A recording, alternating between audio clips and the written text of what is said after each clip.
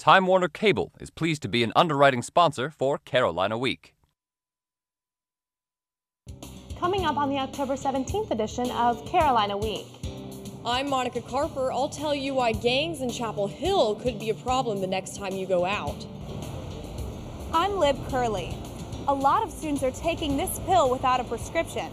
Coming up, I'll tell you what it is and why it's causing so much controversy. In sports, how far has the football team come and how far do the Heels have to go? Weathercaster Mallory Nichols will have your fall break forecast. All that and men who make a living by mending our souls.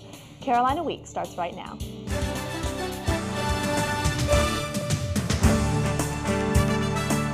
From the James F. Goodman Studio in the School of Journalism and Mass Communication at the University of North Carolina at Chapel Hill, connecting campus and community, this is Carolina Week. Hello and welcome to the Wednesday edition of Carolina Week. I'm Sarah Huffman. And I'm Adam Rue. Thank you for joining us. Authorities are continuing to investigate the gang connections to the Visions nightclub shooting. Our Monica Carper's in front of where the club used to be, and Monica, it's a problem coming from outside our town, isn't it? Many merchants in the area believe that gangs in Chapel Hill come from Durham. Gang officer Mitch McKinney acknowledges that Durham's problem is spilling over into Chapel Hill. Bartender Josh Rollins saw many fights working as a bartender for Visions nightclub. Probably seen someone just take a Corona bottle and hit someone over the head with it. And there's like 5 other guys just beating one guy down. Rollins believes the violence at Visions was gang-related, but where do gang members come from? I don't think there's any gangs really in Chapel Hill. But walking along Rosemary Street, you can find graffiti by the Crips, Bloods, and the LBU spray painted around the back of Chapel Hill restaurants. CRAB.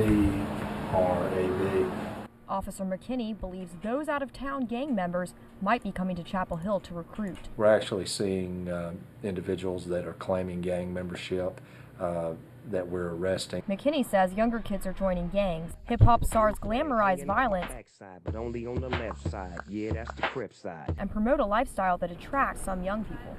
But those aren't the only reasons kids are joining gangs. The gang can take the place of your family. They can give you that sense of belonging.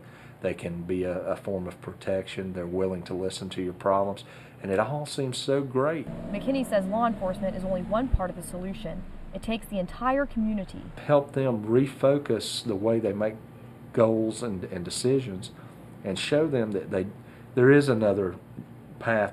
Although gang violence in Chapel Hill hasn't escalated to what it is in larger cities, McKinney says area leaders have to do something now.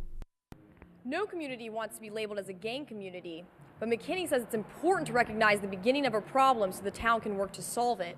He says Chapel Hill should work on providing the police with more resources so they can create a special unit for gang intelligence. Monica, what are police doing right now to crack down on the gang violence?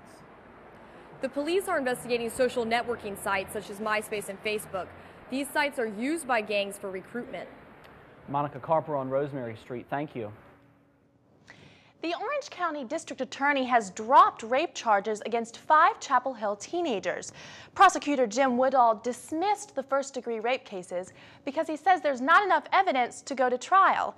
A 16-year-old girl accused the men of gang raping her at Southern Village last September. Woodall says he'll re-present the case to the grand jury if the police department finds more evidence. Midterms are in full swing and some students are turning to prescription study aids to stay alert while studying. Reporter Lib Curley investigates this illegal trend. Tess Stykes tested negative for attention deficit disorder, but her doctor still gave her Adderall. I was still prescribed Adderall. I'm not really sure why. Adderall abuse on college campuses has increased in recent years because people take it to stay awake while studying. Students used to stay awake just with caffeine, but now they're using Adderall, even without a prescription. None of my roommates do it, but definitely I feel like during finals time, the majority of the library is on Adderall. Although some people think it can help them get better grades, Adderall is still classified with cocaine and morphine as a Schedule II controlled substance. Clinical addictions counselor Dee Dee Larilliard says some people pretend to have symptoms for ADD to get Adderall. It's a fairly easy diagnosis to fake, so to speak. Senior Allie Tanner says people need to take the initiative to study without help from drugs. In life, you're going to have to learn to do things you don't want to do, and these people are just being lazy and taking it when they really can concentrate, because they can sit in front of the TV for 3 hours just because that's what they want to do. So they just need to learn to do things they don't want to do. Even with a prescription, the drug can be harmful to your health. I actually think that even taking what I do of my prescription, I've had serious problems sleeping ever since. I'm actually prescribed to Ambien now due to the effects that Adderall has had on my sleeping. In Chapel Hill, I'm Lib Curley, Carolina Week. Nationwide, more than 1 million people are on Adderall, not counting those who take it without a prescription. Were you a picky eater as a child? According to one study, your kids might be too.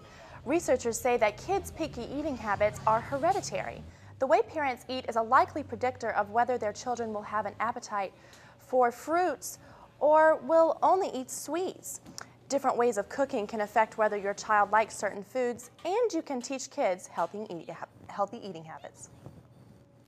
Now there's one more reason to enjoy red wine. It might be the key to treating a common disease. Researchers have isolated a chemical found in red grapes and wine that might help treat type 2 diabetes.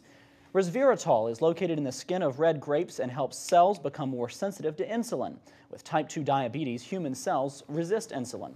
The chemical activates an enzyme that could also affect the brain by suppressing the appetite. Researchers hope this chemical could lead to an effective diet pill. UNC has a wide range of classes for students to take. But coming up, find out why it's hard for some students to get into the game.